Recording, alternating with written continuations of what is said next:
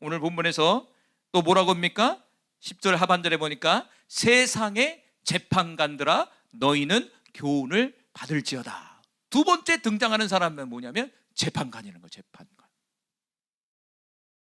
구약에 보면 재판관들은요, 판결을 해주는 사람인 동시에 어떤 여러 가지 역할을 했더라고요.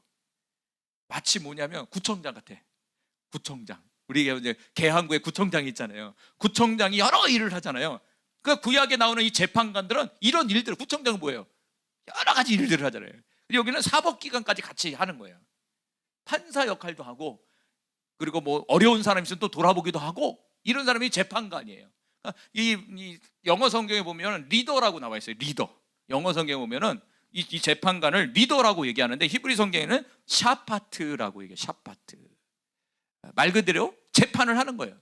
그 재판을 하고 더 나아가 다스리고 통치하는 거. 어떻게 보면 군왕들과 좀 비슷한 개념일 수 있어요. 근데 군왕은 좀 큰 넓은 의미고 이 재판관은 좀 좁은 의미라고 생각하시면 돼요.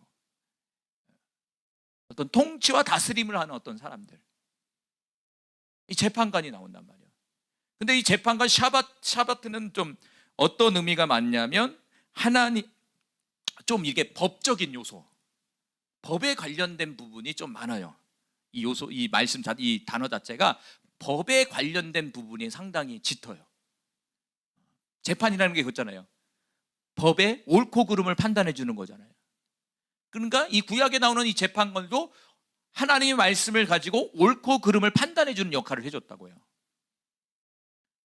사법적인 어떤 그런 기능을 많이 띠고 있는 그런 부분이라고 볼 수가 있는 것이죠. 그런 재판관들에게 뭐라고 그러냐면 교훈을 받아라. 이게 잠언서에 가면 지혜와 교훈 이런 말들이 많이 나와요. 이 교훈이라는 말, 교훈이라는 말이 읽어볼까요? 시작.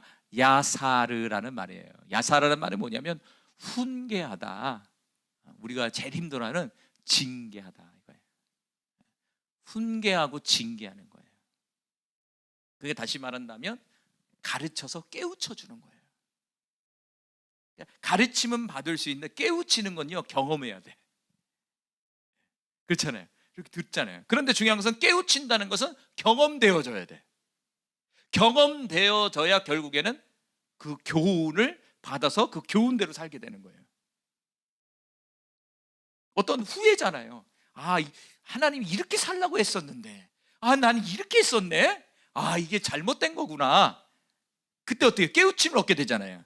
그러면 이제 이후부터는 A로 가는 것이 아니라 B로 가게 되는 거잖아요.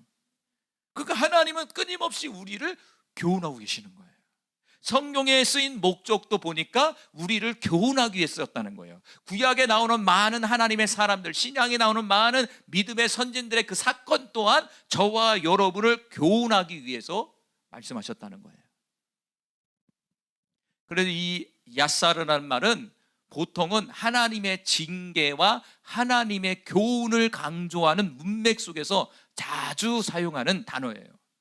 그러니까 하나님의 징계나 하나님의 무엇인가 교훈해주고 가르쳐줄 때, 깨우쳐줄 때 쓰는 단어가 이게 야사르라는 말이에요. 야사르.